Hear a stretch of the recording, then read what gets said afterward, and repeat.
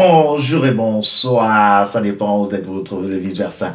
JCN vous souhaite une agréable, excellente journée.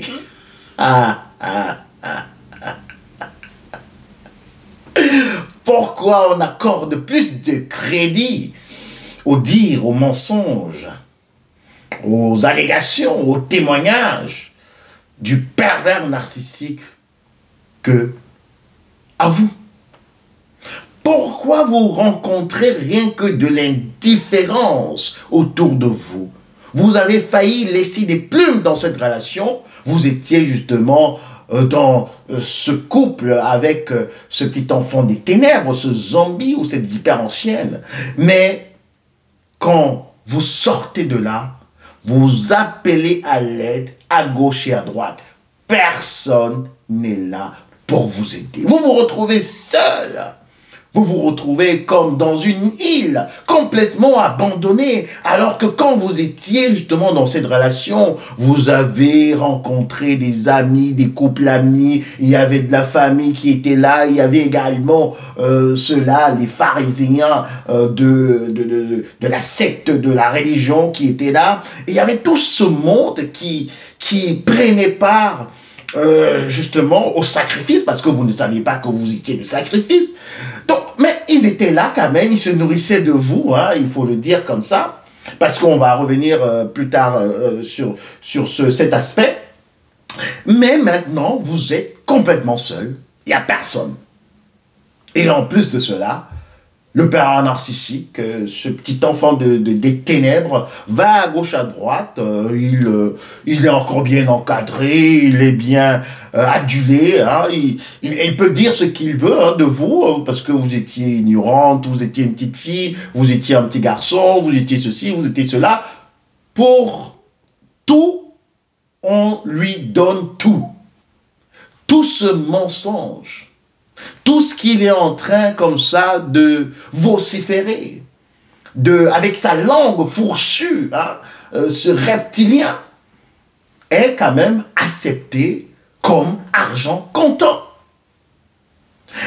Alors que quand on regarde votre état, après cette relation, vous êtes complètement asséché. Vous êtes complètement vidé de vos énergies. Vous êtes complètement à terre.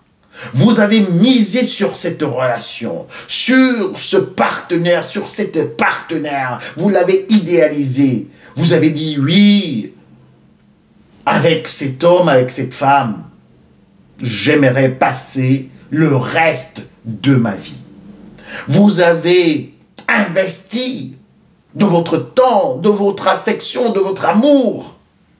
Mais à la fin, vous vous êtes rendu compte que c'était un trou noir, un trou sans fin et sans fond.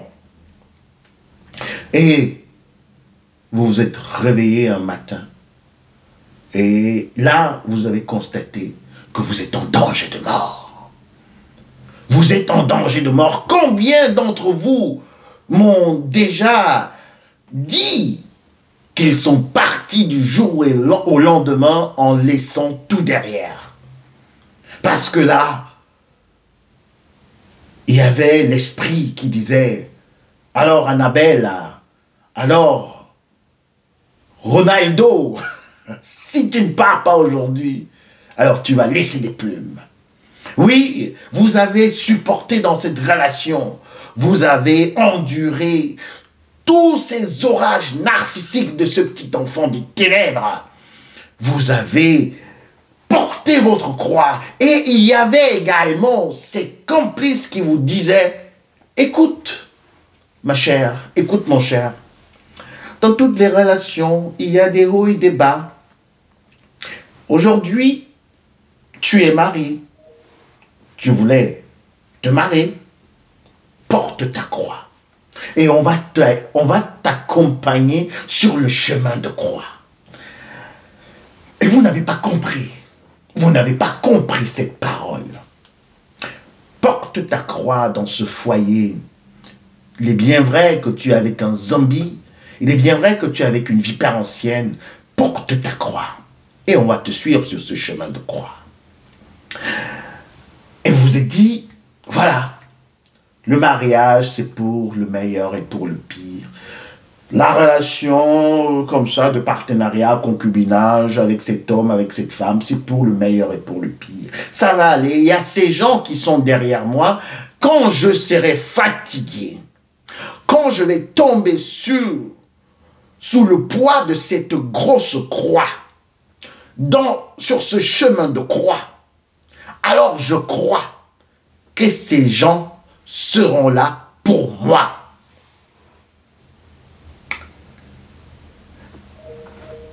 Vous vous êtes dit, vous Martine, vous également Séraphin, que il faudrait que vous alliez sur ce chemin de croix et que vous portez votre croix. Parce que c'est quand même la maman de vos enfants. Parce que c'est quand même le père de vos enfants. Parce que c'est quand même votre mari.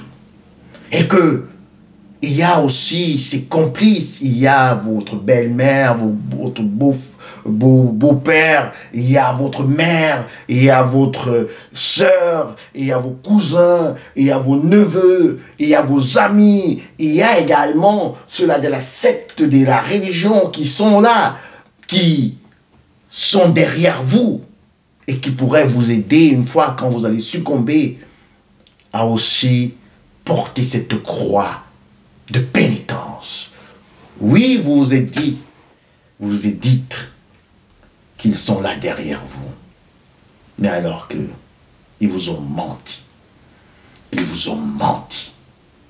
Parce que c'était eux les vrais Romains. C'était eux qui avaient justement ce petit sac avec des clous de bois.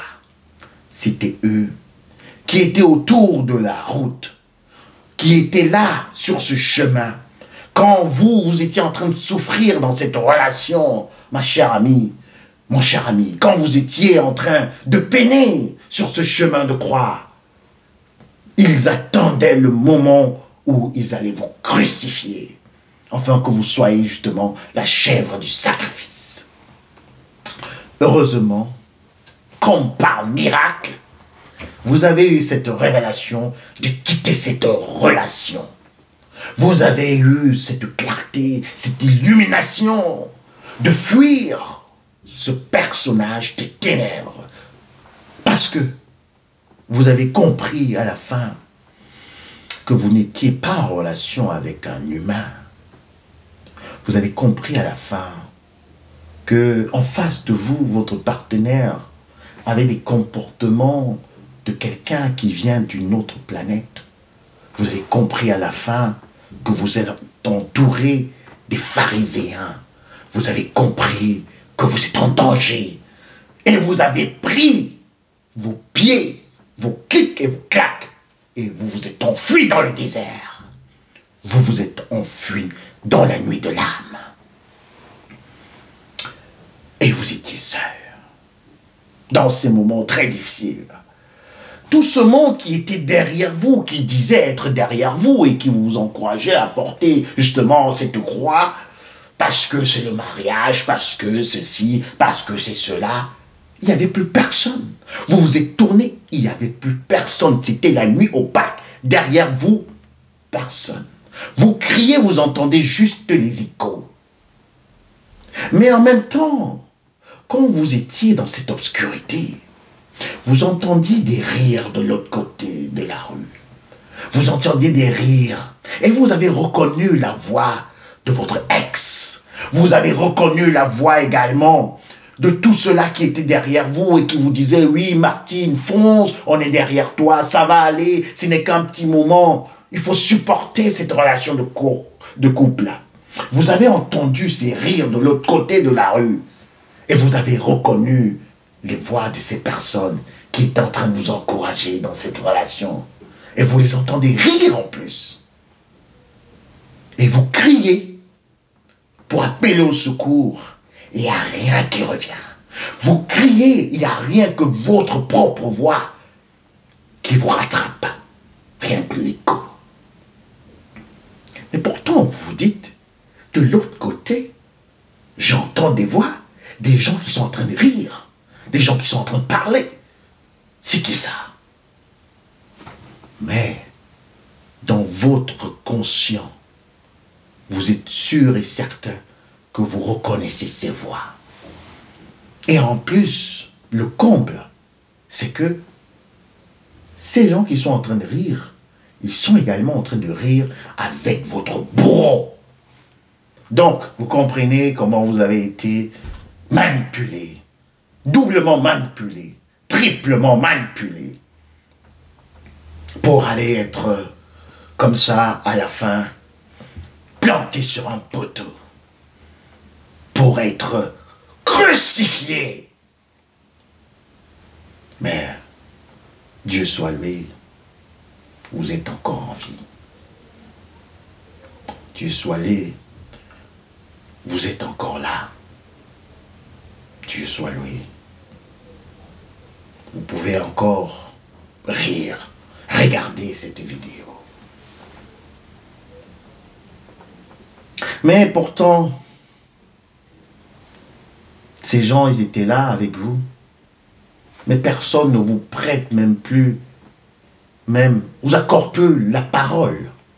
On vous a complètement abandonné.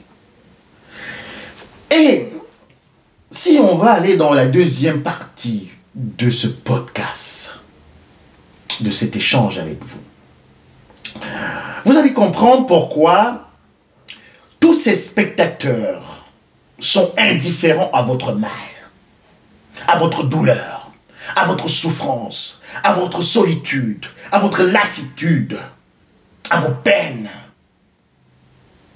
Pourquoi ils sont de marbre face à cette situation? Pourtant, ils vous ont vu porter votre croix. Ils vous ont vu souffrir dans cette relation. Ils ne peuvent pas dire qu'ils n'ont rien entendu, ils n'ont rien vu. Mais justement, maintenant, ils font comme s'ils n'ont rien entendu, ils n'ont rien vu. Mais en fait, c'était eux qui vous demandaient de porter la croix. Mais seulement, il faudrait savoir pourquoi ils sont comme ça. Pourquoi ils sont indifférents à votre situation, à votre mal. C'est parce que ces personnes qui étaient autour de vous, vos amis, vos collègues, la parenté, tous ces gens qui vous demandaient de porter votre croix et qui vont vous soutenir quand cette croix elle sera insupportable à porter sur ce chemin de croix.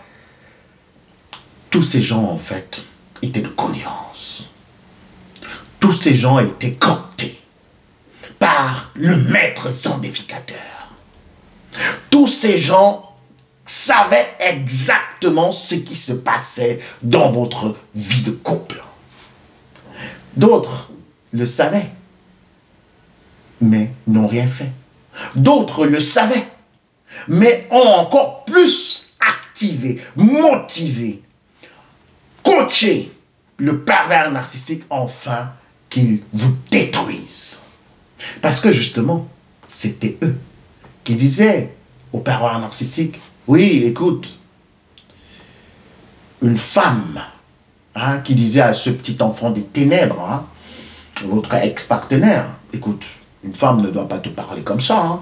Ah, mon grand, une femme ne peut pas te parler comme ça. Il faut qu'elle se soumette. Il faut qu'elle se soumette. Il faut lui passer une bonne correction. Et il y avait aussi d'autres qui disaient justement à cette serpentine,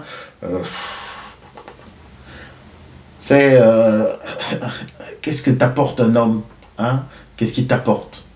S'il ne veut pas, tu le fous à la porte. Donc, vous comprenez?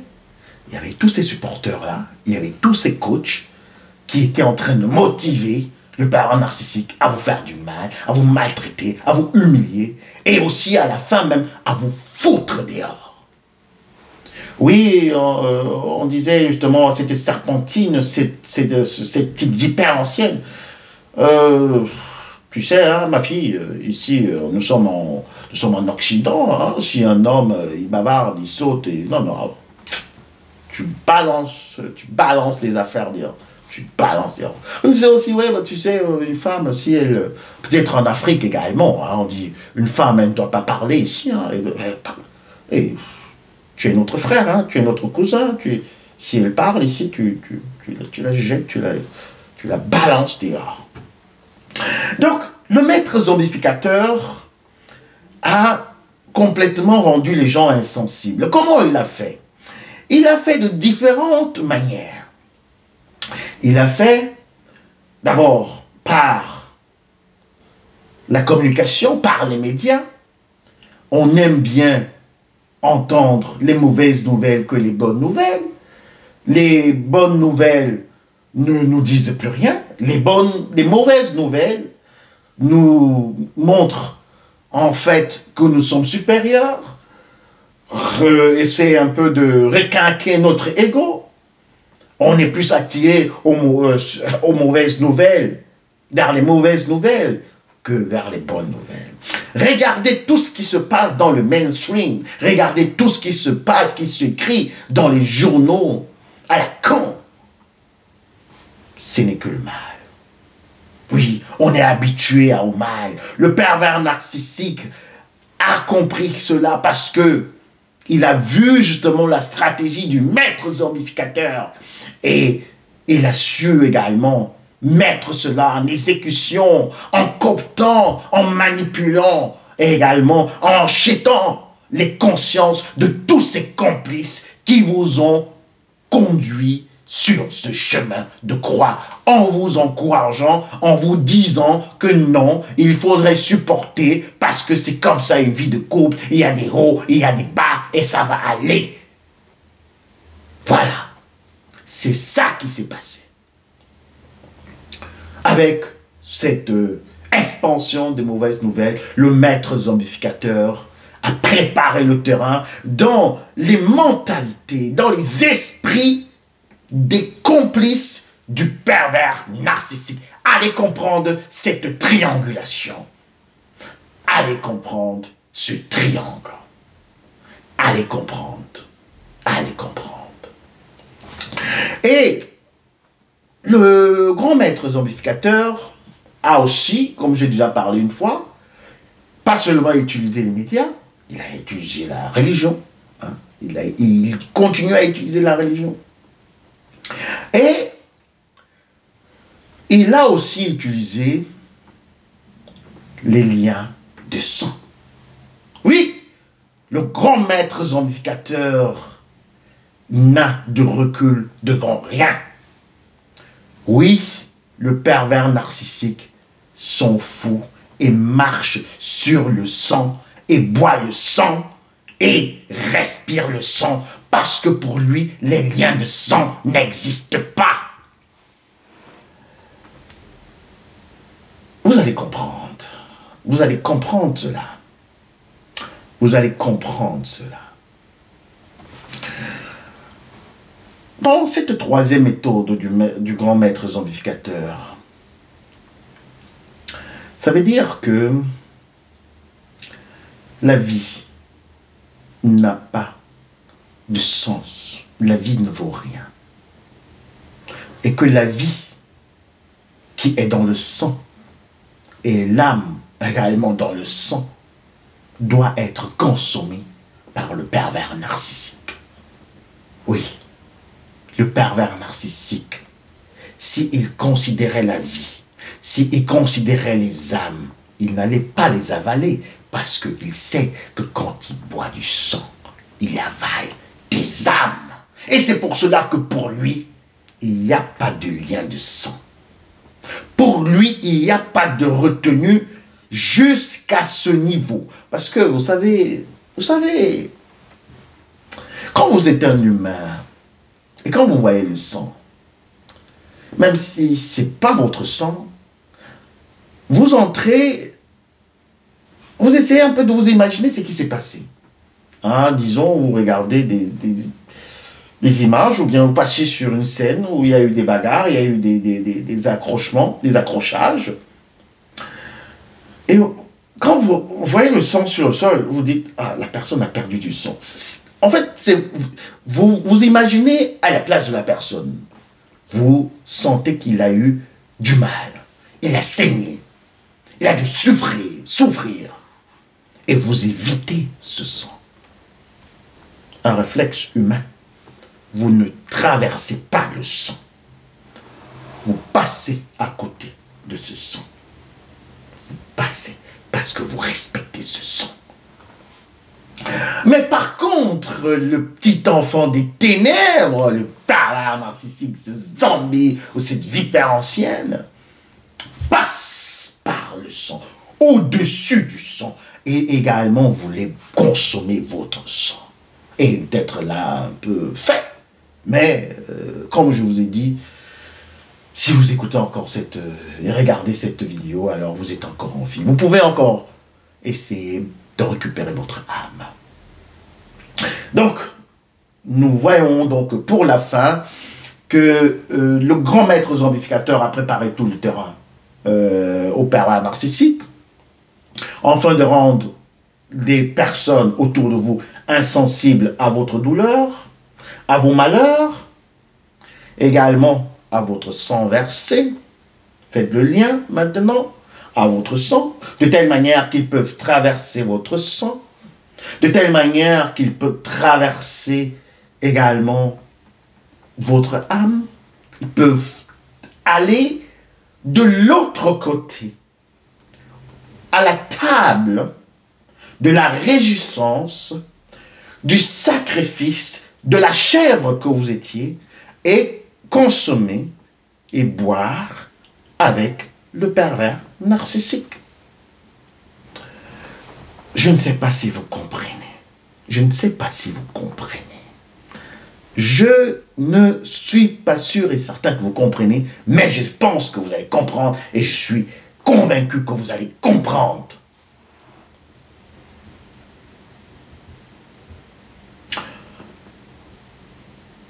Méfiez-vous des pervers narcissiques. Et c'est pour cela que vous allez également voir que même les parents pervers narcissiques se nourrissent justement de l'âme de leurs enfants. Oui, les médiennes, comme j'y reviendrai, se nourrissent également, s'abreuvent de la vie de leurs enfants. Parce qu'il n'y a pas de sacralité. Le sang pour eux, c'est rien. Le sang, en fait, pour eux, c'est un breuvage pour pouvoir allonger, prolonger leur vie sur la terre des humains. Parce que le pervers narcissique est un reptilien, un petit enfant des ténèbres qui aura sa part du gâteau. Parce que lui, ses jours lui sont comptés.